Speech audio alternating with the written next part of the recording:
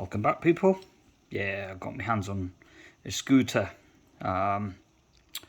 Somebody brought it in for me to fix this. This has already been fixed once before. The gentleman or the person who did the repair before, unfortunately, they've made a common mistake that happens a lot of the time, which is strapping the inner tube in between the tyre and the wall of this rim on the inner side.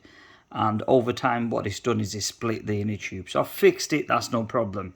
But I thought that I'd just make you aware that when you sort of, when you're installing, I mean, when I do it myself, what I tend to do is I will put the inner tube inside, take the tyre out, put the inner tube, put the first end into the rim.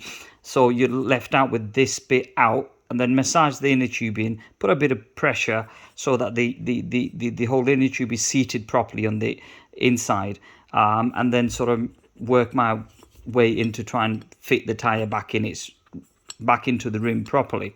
Once that's done, what I do is I kind of massage the tyre just like that and keep a close eye that the inner tube not sticking out on here in between the tyre and the rim.